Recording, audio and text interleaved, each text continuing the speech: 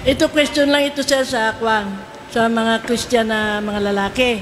Lalaki. Para sa kanila, para makaasawa sila ng doble, magpa-Muslim sila. Pero actually, hindi sila marunong magdasal ng Muslim. Okay ba yun? Na, Ustad. Di ka na pun sensitive niya ko na. Actually, maraming mga Islamic centers, lalo na sa Metro Manila, ang nabiktima ng ganoon.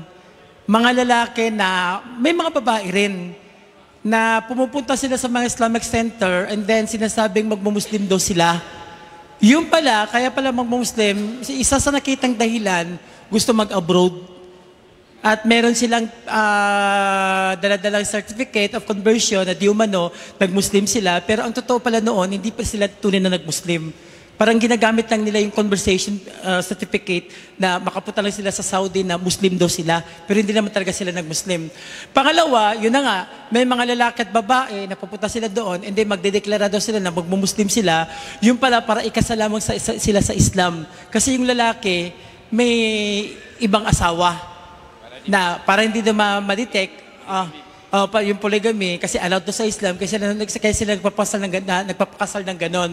Remember na Bible and Quran alike merong between religious personal, ano ang opposite nito? Yung hypocrisy. So, kinukonsidera itong hypocrisy kasi unang-una, hindi naman talaga totoo. Pangalawa, ginagamit mo yung paniniwala ng iba para makalusot ka lang. So parang ginagamit mo yung relihiyon ng iba. So panloloko yon. So ang ginagawa ngayon ng mga Muslim Islamic Center ngayon, bago sila magbigay ng conversion or certificate of conversion sa mga new Muslim, dadaanin mo na ito sa mga seminar. So talagang bibigyan mo na ito ng mga ilang linggo, ilang buwan na pag-aaral. Tuturuan mo na nila, may mga seminar, may mga training.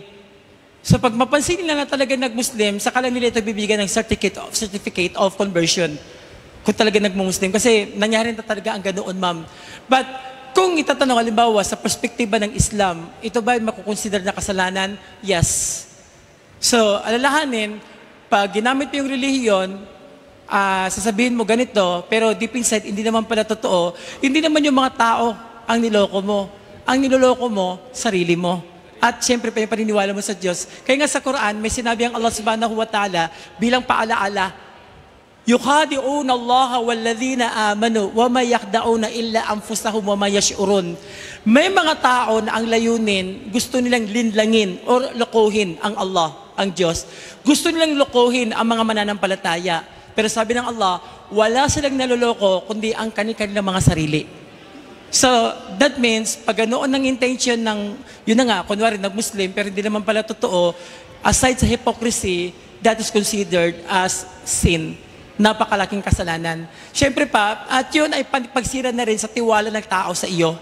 So, the moment na malaman, halimbawa, ng mga Muslim na hindi naman pala totoo, kundi ginamit mo lang, alalahanin mo, hindi lang yung Muslim sa lugar, sa locality mo, ang niloko mo, lahat ng Muslim sa buong mundo niloko mo na rin. And Allah knows best. Sana wag mangyari ang ganoon.